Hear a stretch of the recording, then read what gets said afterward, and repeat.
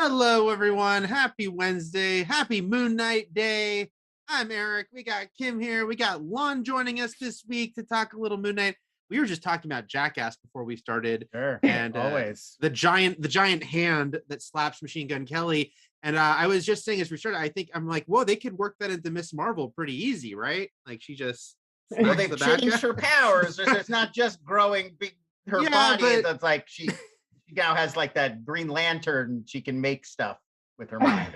I'm just saying that if like the final battle they kick in the Jackass theme, I mean, I'll be very excited. Fine. They tell somebody to come in with like a big tray of hot soup, and then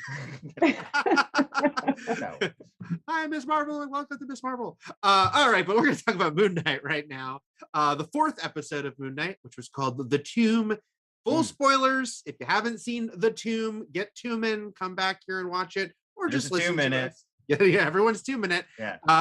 Or you don't care about spoilers and you're just here to listen to us talk about spoilers. So continue, stay with us.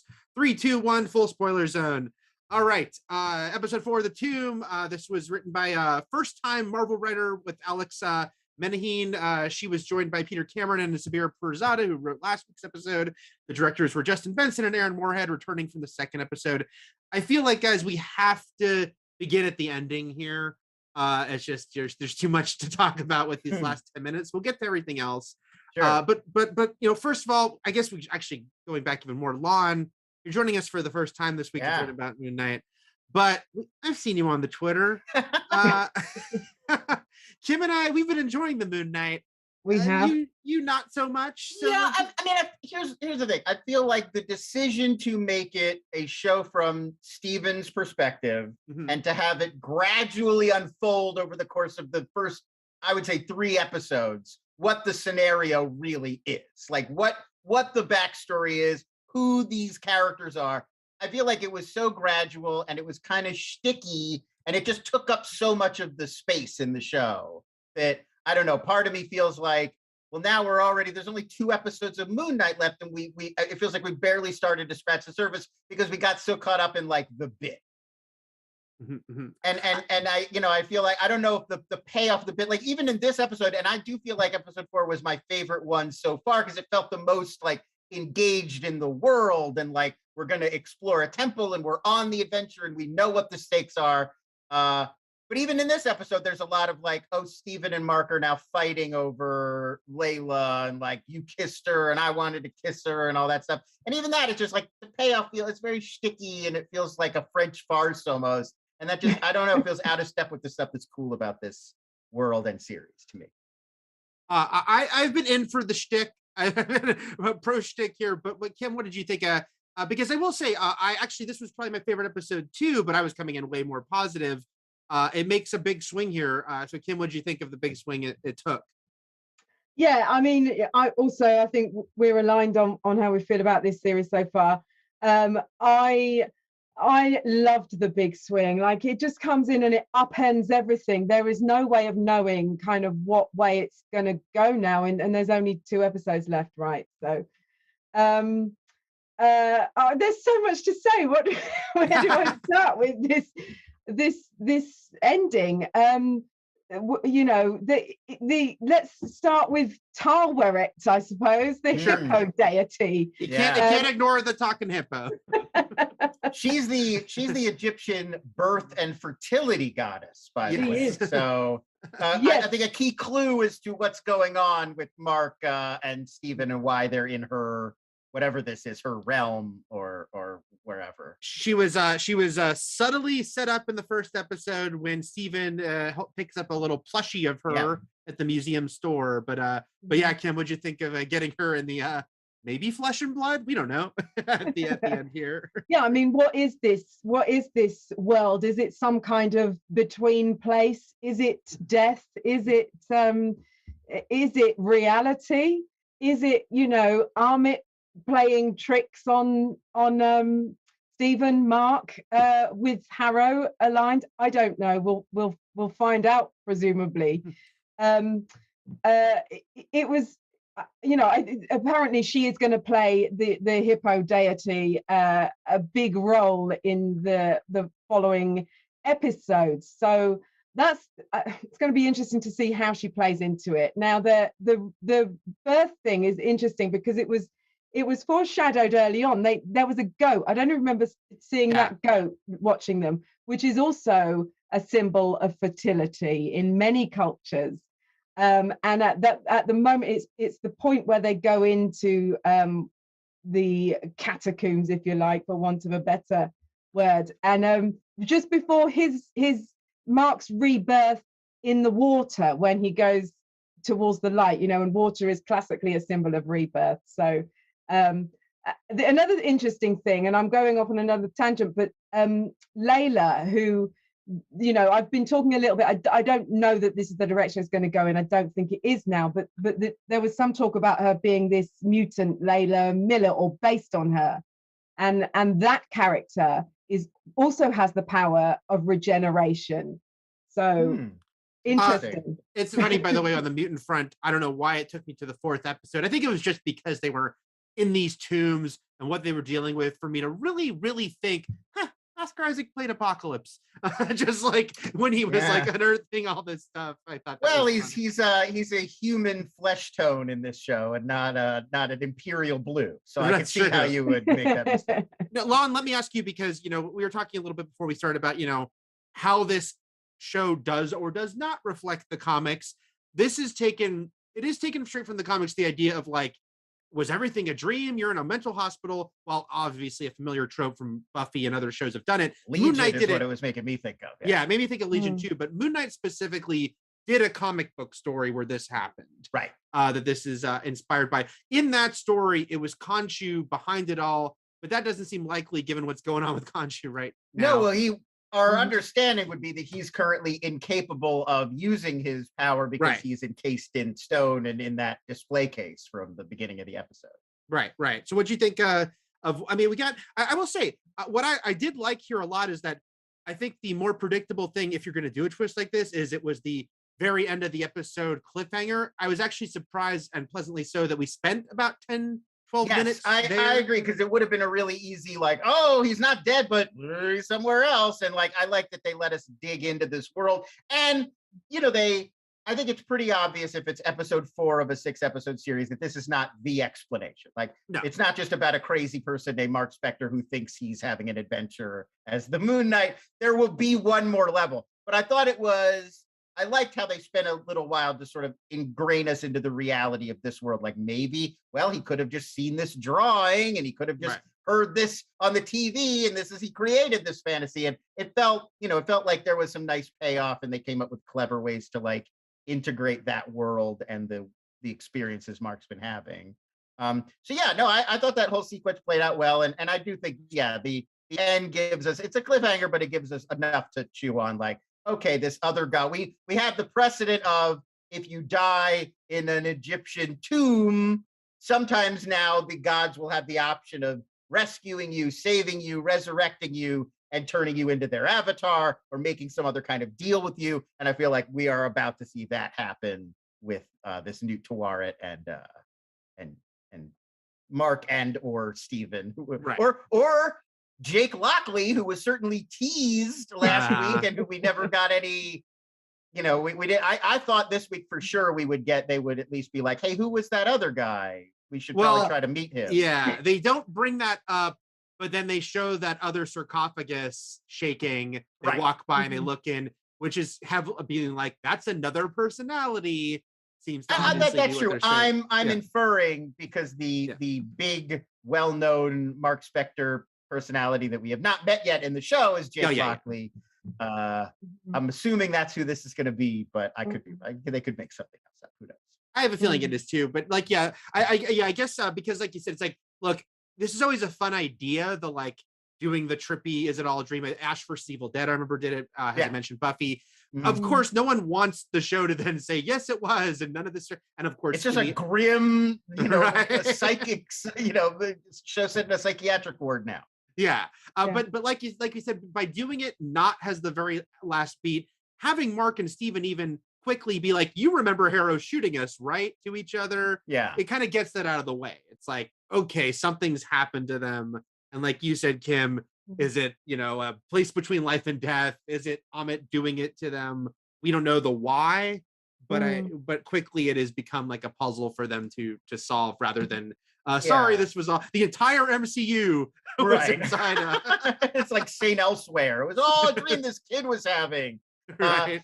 I do think it's a part of this. I think is because we're now, with almost 30 MCU films, all these shows, we're far enough down the road that it's harder to trick people. Like comic book logic is not new to audiences anymore, and Right. so 20 years ago, if an episode ended with the main character being shot twice and falling backwards to his presumed death, that's a huge cliffhanger. But now people would be like, he's fine. That's not shocking to us anymore because, well, every character has come back at least once, right? They all got dusted and then came back. So yeah, I think you have to work a little harder to earn that cliffhanger moment. Yeah, I agree. There's plenty else to talk about this episode before we move on from the hospital. You mentioned, I think, Lon, you mentioned in passing Legion. Kim, I know you're a big Legion fan as well. Did you get some Legion Legion vibes from this sequence, Kim? I did, yeah. I mean, I felt that from episode 1 because of the subject matter, dealing with different identities and mental illness. But yes, absolutely. I mean, the design of the institution here is very different. Yeah. To that in Legion, but otherwise, yes, of course, strong Legion vibes. And but that show has been influential, I think, on all of these Disney Plus Marvel series. Yeah. I mean, I don't know that a lot of people watched Legion. And I mentioned it on Twitter a couple of weeks ago, and a ton of people said to me that they'd never seen it, they'd never even heard of it. It's on Hulu, folks. If you haven't seen Legion, it's on Hulu now. I think Disney Plus recommend. in the UK. Disney Plus here, okay. Yeah. But yeah, I've seen it echoed throughout all of these series. But yeah, here probably most, and Loki most prominently. Yeah, I mean, I think there's a lot of shared DNA. I mean, obviously the core premise, but I think also the idea of, well, if you really got superpowers or became, sort of super or metahuman in the DC terminology, or like if that happened to you, especially if it happened as an adult, it would probably really fracture your consciousness and your psyche and like cause confusion and mental illness and problems. And I think Legion really introduced that idea in such a tantalizing way with this very accessibly confused protagonist with these confusing, who didn't understand his powers. And Dan Stevens did such a great job. And I think that, that was very influential. And that idea has kind of stuck with us that, it would be really crazy and throw you off to suddenly get superpowers. It wouldn't just be like, oh, cool, I'm Spider-Man now, like we used to think of it. I think leaning into the horror as well, because Legion had a lot of horror, and especially this episode, picks that up. And with Benson and Moorhead's background. I like the horror stuff in this a lot because they're just really gifted at building tension slowly, and like they put a great sequence together. And that bit where Layla's jumping across the crevasse or the huge hole, and the guys are clawing out of the wall for her. It's very effective. Let's talk more about that because this episode obviously, pick your poison as far as it's going to evoke Tomb Raider or the Mummy movies or Little Indiana Jones, and all of which have a little bit of horror element, some more than others. But yeah, this definitely leaned into that. And I thought again, that there's a lot of reasons I thought this was the strongest episode, and that was one of them too. I mean, I thought very creepy when that I don't know if he was a mummy, but whatever that guy was, when he is pulling organs out of the guy, and it's Disney Plus, they're not going to be super graphic, but the sound effects, it was all liquidy. I like that. I think gooey. He was a Heka priest, they were talking about the I think you're right. That's right. But I thought that was really well done. Like one of the sort of creepier, more, I think if you were more easily icked out, it's pretty icky. Especially, he points out that blood on Disney Plus, you kind of don't expect to see that much, but we've seen it a few times. Falcon and Winter Soldier had like one kind of hit where somebody got bloody, but I don't think we've ever seen chunks of meat Like as Stephen points out, She has a great line of there are little bits of flesh on that table, and I think I'd dare to say that's a Disney Plus originals first. I think. Right. Yeah. Well, it wouldn't have. This whole sequence wouldn't have been out of place in like The Descent or Creep. Do you remember that horror film from 2004, whatever it was? Yeah. In the subway. That's I don't know yeah. I love The Descent, but I haven't Creeped, you said? No, I'm gonna, it's the same guy who directed Triangle, which is amazing. I think Chris Oh. Smith is his name. Anyway. Yes, that's it. no, this is both good. good. Both good British horror films. Check them out. Going on my list. Something you mentioned, Lon, not loving that I actually quite enjoyed, I will say though, was the love triangle, which only because it is a weird love triangle. When your love triangle was with the same physical body but two personalities. Yeah. I don't know. To me, the sillier bits of Moon Knight are just it doesn't really connect. I tonally it feels off from the rest of the show that they're making. And Oscar Isaac's a great actor, and they're making it's a huge choice. Stephen is a collection of really big choices. And listen, you got to make big choices, and it's a comic book thing, and it's fun, and I get it, but it feels a little cartoony and broad for me. I enjoy Oscar Isaac punching himself in the face. Kim, what'd you think of the love triangle? Classic employment of the geek gets the girl trope here. Yeah. But I've got this really wild theory that Layla could be another personality of Mark that has emerged.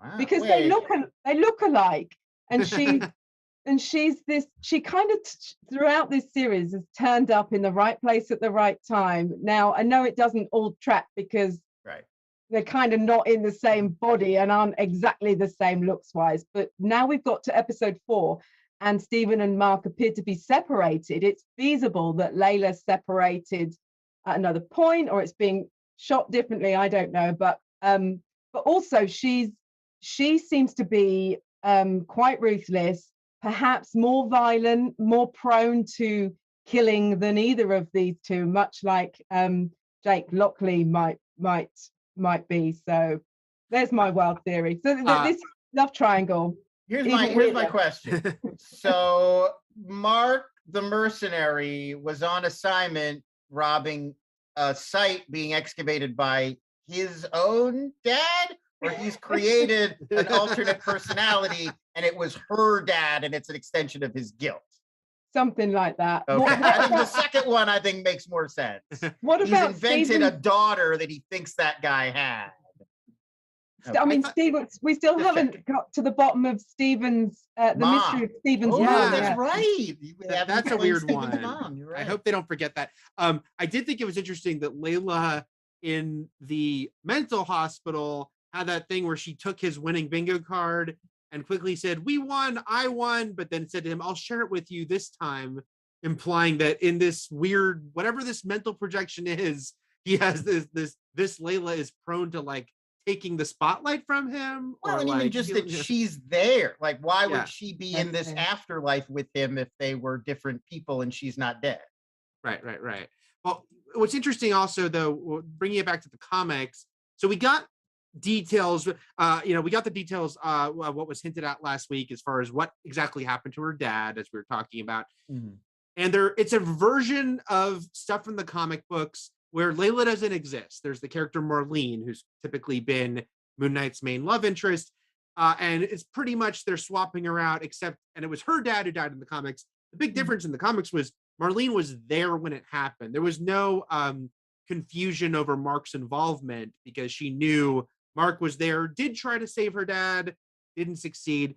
And it was specifically, we know that's when Mark was mortally wounded and became Moon Knight. They don't actually go that far here. They do say he was betrayed, he was wounded, but I don't think, am I recalling? I don't think they say. They have not, you are correct that they have not completely filled in the sort, like they haven't said, and that was the time where I died and Khonshu saved me. But I think it's strongly implied. Yeah. Because we heard the Khonshu story was he was mortally wounded in a tomb in Egypt during a mercenary job. And that is what happened with Layla's dad. He says, I should have died, I was shot. So it's not a stretch to imagine all of that is one incident.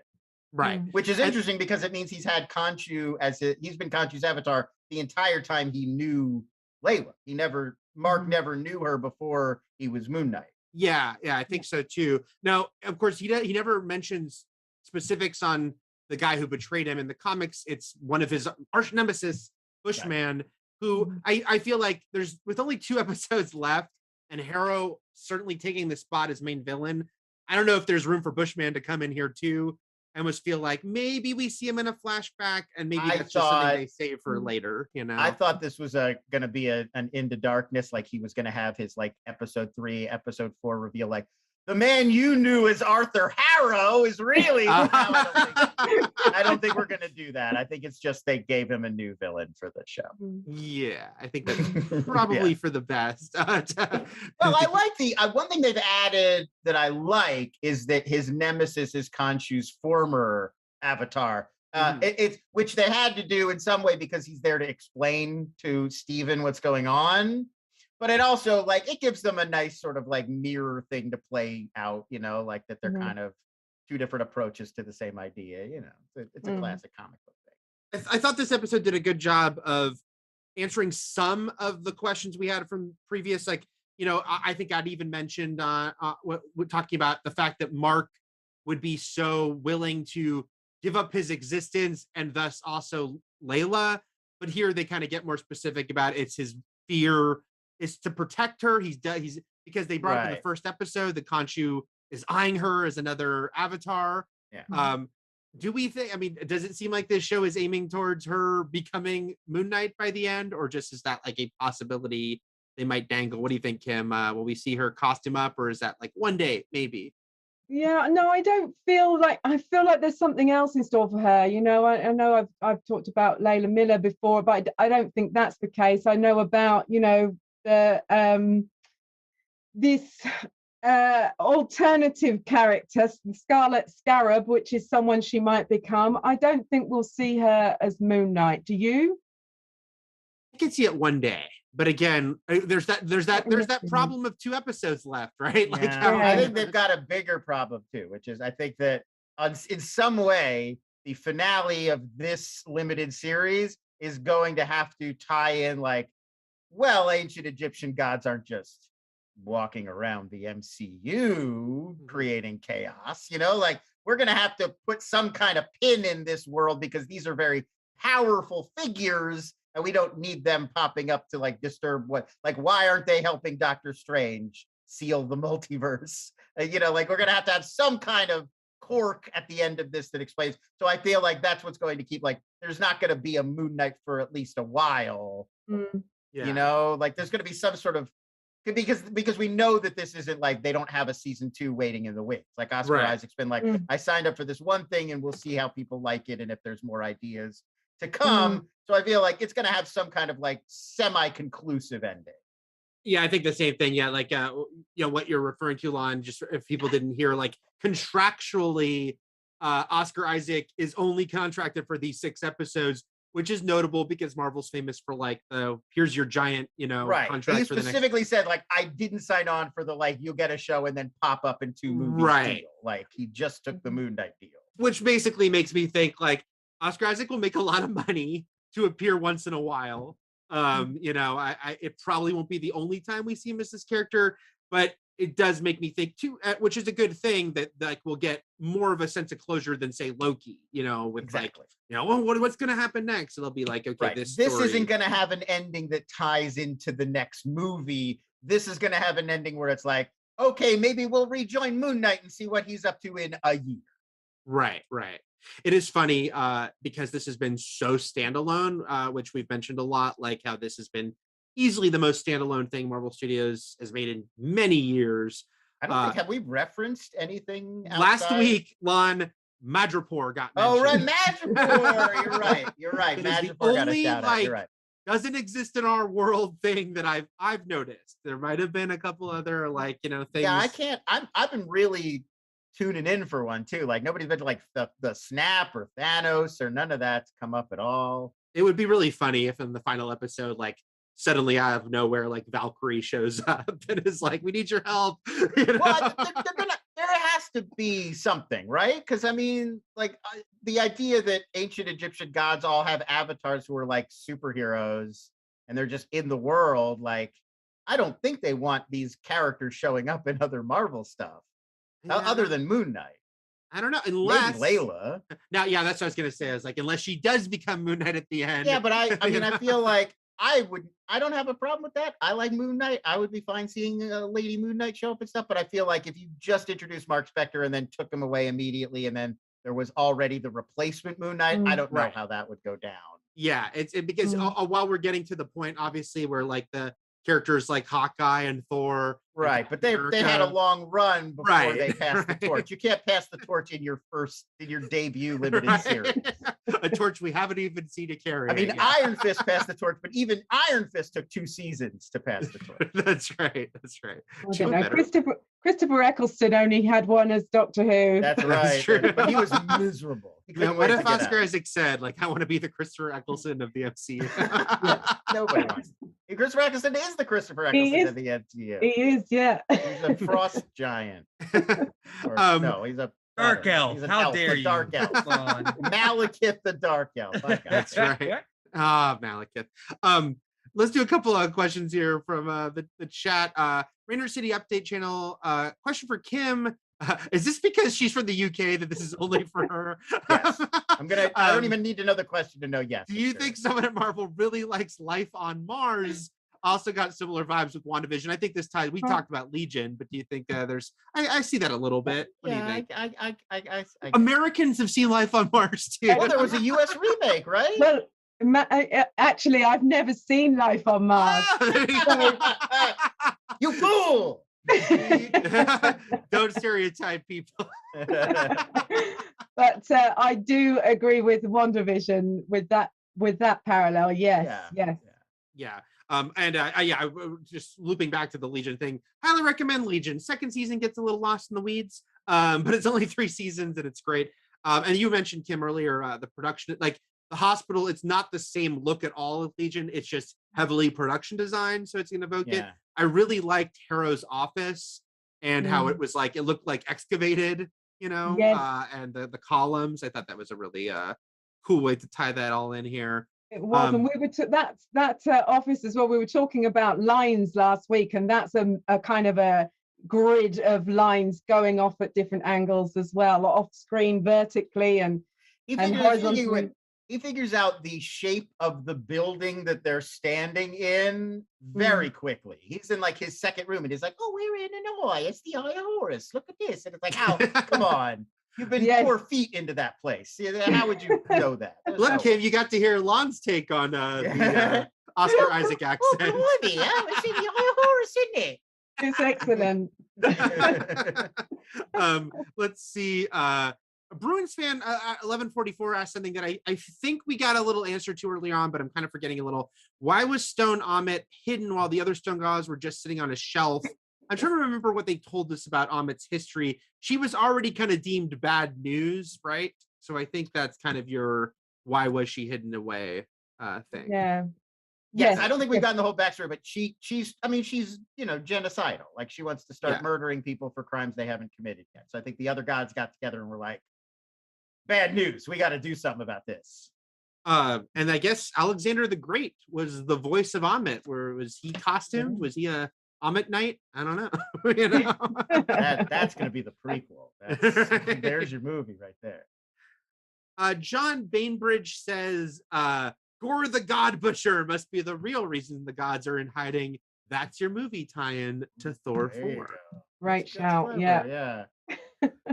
Sometimes I can see that in a way. I can see that being an unspoken thing because there once in a while there are things that I think, to their credit, they don't implicitly say, but you kind of understand. Like I'm even going back to the fact that there's like the whole connection in the first Captain America movie that they're like the Hydra weapons are based off of the Tesseract, and they kind of look and evoke Iron Man's like blue, his energy thing. And you kind of get the idea like, oh, it's Iron Man's tech is kind of all based off this too. once you figure out Howard Stark had the Tesseract, and there is like a weird connective tissue. So I think maybe John Bainbridge, you're right. I don't know if it's going to be said in Thor: Love and Thunder, the Egyptian gods, but well, they're not. I mean, we've kind of got an explanation. Like they're not actually, the Egyptian gods don't have power on our plane. Like they can only whisper in the ear of their avatar, who then has to, like, they have a person who's their, actual actor for them on Earth. So I don't know, like, I guess Gore the God Butcher would go kill their avatar, but then they could just pick a new avatar. Right. That's true. Obviously they have a history of avatars here that they right. So it's they're kind of already on one level of remove. They're not just like Thor, where Thor could just like come to Earth and hang out as himself. Langley M. Neely says, and I think the they here is just sort of the Egyptian gods in general. I don't think they are heroes. That's why they hate Khonshu. He's the only one doing that. The other gods are petty, selfish, and bitter towards humanity. Well, we did mention last week, Kim, that they're certainly manipulative, very, you can manipulate them pretty easily. Harrow, has them wrapped around their finger. What do you think, Lon, we're supposed to take away from like how the gods in general are acting on the show? Yeah, I mean, I think Langley's right. Like all these ancient pantheons of gods, like we go back now, and we, because we have this sort of modern Western understanding of God and how the idea of God works. So we imagine like, oh, they were good. They were like, you pray for like sun and for rain and crops, and it's like, no, it was like they were this was their IP. Like these were their Marvel and Disney lineups, and so it's like they're characters. Like some are good, some are bad. They all have like their own kind of personalities or whatever. So I wouldn't say it's like Khonshu's the only good one and the rest of them are evil. It's just more like, well, they all have their own agendas and they're all up to their own stuff and their own, and we'll probably see this again, I think, in Thor: Love and Thunder, because we're going to meet Zeus, and that'll be Marvel's Greek god pantheon, which is, it's the same. It's like, they're not necessarily like all good or all bad. They're just like self-serving. They're like humans, except they have god power. It's worth mentioning that Marvel's going big on gods because there's word that Black Panther Wakanda Forever will introduce like a physical form for Bast. Am I saying that name right? Like the god that gives Black Panther his powers. So I do think that there's a sort of weird God thread going through a lot of this stuff. The multiverse gets all the hype right now, but really this is also the God phase, not just, they're like hiding it underneath all the multiverse stuff. They are. I don't think, I'm not, like, I always say stuff like this and people think I'm saying it's like a huge problem. I don't think this is a problem, but they are encountering, we're in a place now where I'm starting to get a little fuzzy on all these different power categories. Like, and I know these are all from the comics, so longtime Marvel readers have probably made their peace with this. But we've got celestials, and now we've got gods, and then there's like all these aliens and titans, and like it's unclear like how, like, are all these the same category? Who's moving between these categories? How is this decided? And that's why when Mephisto shows up, oh man, we're gonna have to deal. Like, oh wait, are they Eternals? But then why aren't they building stars? Hang on. I just want to see like a headline that's like Kevin Feige reaches God tier with images of all. Yeah, but like what? Like, if you were to ask Khonshu what he thought about if the Eternals should allow Tiamat to be born out of the center of the earth, like what would he say? Like, I don't know. Getting a little weird. He'd be like, that ruins my deal. Like, no, stop them. I was sad to not get any F. Murray Abraham angry voice in this. Also, sad that we learned today he will not be returning for season 3 of Mythic Quest. I don't know if you guys saw I didn't see that. I am Yeah, sad to hear that. It did not say. Well, I mean, he's 82, so yeah. F. Murray Abraham, you can do what you sad want. to lose him. A delightful addition to the Mythic Quest ensemble. Yes, and I've quite enjoyed his angry yelling on Moon Knight. Yes, he's the booming voice of Khonshu. I'll end here with one more from Langley, who says I think the mental hospital is a construct of the avatar that helped Mark last week. I think the hippo is her form in the hospital. She's done it to keep him alive after getting shot. Now, he's talking about that one god who seemed like much more sympathetic last week, but I think she wasn't the same god. She could be trying to help him, but she was not Tawaret, right? I can't remember. No, I don't remember. She was the one who hippo. had a relationship with Khonshu, hadn't she? That one. Right. Yes. But this got also clearly she's like saying hello to them and she's like introducing herself. So I don't think it would make sense for her to be the same one from before. Yeah. I think that the fact that there is an inside god, as it were, could come back. The fact that she is sort of much more sympathetic, since they have to free Khonshu, we presume, in those last 2 episodes. But I don't think she's directly at this moment involved in this. All right, guys, we'll wrap it up there. Lon, thanks for joining us this week. I'm glad that this was the episode you enjoyed the most. Yeah, well, good timing on this one, so it didn't have to just be like, oh, I'm tired of this. Yes, I think I'm more pro shtick than you, but I'm glad this episode had a lot of different elements for us to dive into. Kim, thanks for joining us, and guys, we'll be back here with more for episode 5 next week at midnight, and plenty more in between. Keep it here at Fandom. See ya.